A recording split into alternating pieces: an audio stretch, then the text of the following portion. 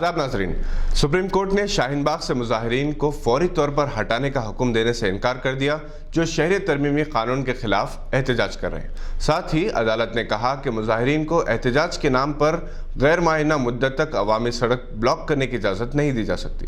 शाहीन बाग से मुजाहिरीन को हटा देने से मुताल्लिक़ बीजेपी लीडर की दरख्वास्त पर समाअत करते हुए अदालत ने कहा, अगर आप 50 दिन इंतजार कर सकते हैं तो आप एक और हफ्ता भी इंतजार कर सकते हैं। ये कहते हुए समाअत करने वाली सुप्रीम कोर्ट की 2 रुकनी बेंच ने इस केस की समाअत 17 फरवरी तक मुलतवी कर दी। शाहीन स्कूल के खिलाफ शाहीन स्कूल और इसके तलबा और असातिज़ा के खिलाफ मुकदमे की समाअत 11 फरवरी को होगी। उम्मीद की जा रही है कि शाहीन स्कूल के हक में फैसला होगा। एक ड्रामे को बुनियाद बनाकर जिस तरह से बिदर पुलिस ने कमसिन बच्चों से मुसलसल पूछताछ की, हेडमिस्ट्रेस और एक तलबा की बेवा वालदा को हिरासत में रखा, इस पर न सिर्फ मुल्क और बैरून मुल्क की मीडिया, हुकूक इंसानी की तंजीमें, दानिश्वर हजरात लानत व मलामत कर रहे हैं और दिल्ली और यूपी की पुलिस से इसका तक़ाबुल कर रहे हैं जिन्होंने इंसानी कदरों को पामाल किया। दिल्ली के अवाम ZTV के न्यूज़ रीडर सुधीर चौधरी से नाराज़ हैं और इन्होंने सोशल मीडिया पर उन पर लानत व मलामत करते हुए इन्हें बीजेपी का पट्टू करार दिया। इस न्यूज़ रीडर ने 8 फरवरी के इलेक्शन और फिर एग्जिट पोल के बाद दिल्ली वालों पर नाराज़गी जाहिर करते हुए कहा कि दिल्ली वालों को इस बात की फिक्र नहीं कि देश रहे या टूटे। इन्हें बालाकोट दफ़ा 370 राम मंदिर से कोई लेना देना नहीं, बल्कि दिल्ली के अवाम काहिल भी हैं। वो वोट डालने घर से बाहर भी नहीं निकलते। सोशल मीडिया पर सुधीर का मजाक उड़ाया जा रहा है। याद रहे कि हाल ही में इन्हें और दीपक चौरसिया को शाहीन बाग से बेइज्जत करके बढ़ाया गया था और ZTV के इस एंकर ने रिश्वतखोरी के इल्जाम में तिहाड़ जेल में भी वक्त गुजारा है। 11 फरवरी को फैसला हो जाएगा कि दिल्ली पर किसका राज है। एग्जिट पोल से तो केजरीवाल के ही इख्तिदार की हैट्रिक दिखाई दे रही है। ताहम बाज़ का ये एहसास है कि एग्जिट पोल से खुशफहमी में मुब्तला करके EVM मशीनों से छेड़छाड़ की जा सकती है और केजरीवाल ने बाकायदा इस अंदेशे का इज़हार भी किया क्योंकि इलेक्शन कमीशन ने पोलिंग के तनासुब का फौरी ऐलान नहीं किया था और इसके अलावा बसों में EVM मशीन्स को ले जाया गया जिसका वीडियो वायरल हुआ है। अगरचे कि इलेक्शन कमीशन ने वजाहत की है कि ये रिजर्व मशीनें थी। बहरहाल कुछ भी हो सकता है। एग्जिट पोल पर वाकई यकीन नहीं किया जा सकता क्योंकि अमित शाह और मनोज तिवारी दोनों ने ही यह दावा किया कि एग्जिट पोल गलत साबित होंगे और इन्हें इख्तिदार हासिल होगा। याद रहे कि पार्लिमानी इलेक्शन से पहले भी अमित शाह और मोदी ने जितनी नशिस्तों पर दावा किया था इतनी सीटें इनको मिली थी। पाकिस्तान में बलूचिस्तान के इलाके में गैस के ज़खायर की दरियाफ्त हुई है। पाकिस्तान के एक YouTube channel Sabir Shakeel channel के मुताबिक ये ज़खायर इतने हैं कि पाकिस्तान के लिए 150 साल तक काफ़ी। मसले फ़लस्तीन के हल के लिए पेश किए गए अमेरिका के अमन प्लान को कुवैत के पार्लियामेंट के सरबराह मरज़ूक़ अल-गमाम ने रद्दी के टोकरी में फेंक दिया और कहा कि अरब और मुस्लिम अवाम की तरफ से कहता हूँ कि इस 100 साला अमन समझौते की दस्तावेज़ात और कागजात की असल जगह तारीख़ का कूड़ेदान है।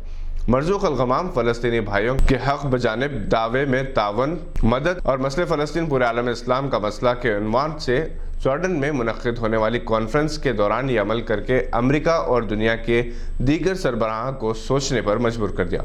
कॉन्फ्रेंस के दौरान अपने खिताब में मरज़ूक़ ने कहा कि ट्रंप का पेश करदा नाम नेहाद अमन प्लान मुर्दा पैदा हुआ है।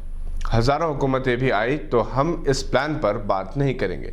मसले फ़लस्तीन का पुरअमन हल चाहते हैं और इसके लिए मुज़ाकरात का माहौल बनाना पड़ेगा।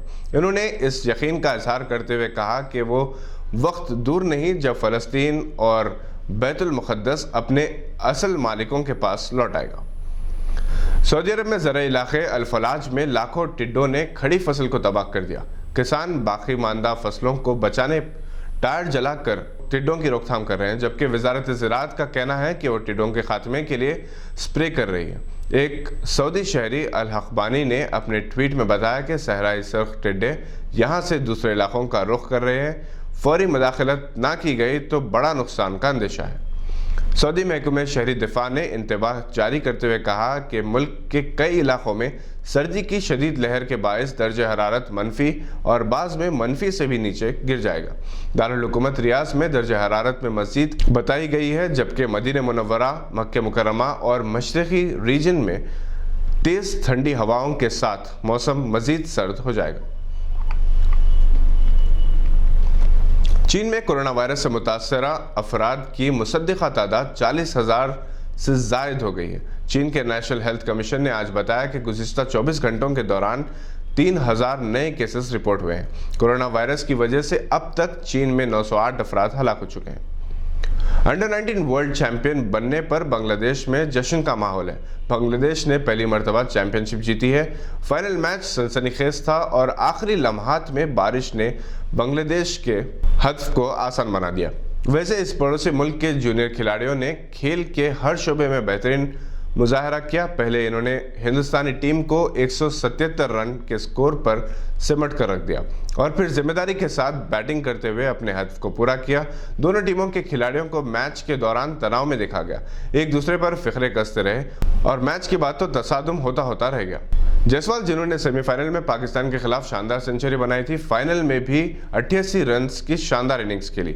बांग्लादेश के कप्तान अकबर अली खान ने बहुत ही जिम्मेदारी के साथ 43 रन बनाए और फिर परवेज हुसैन अहमद ने जख्मी होने के बावजूद 47 रन की बहुत अच्छी इनिंग्स खेली।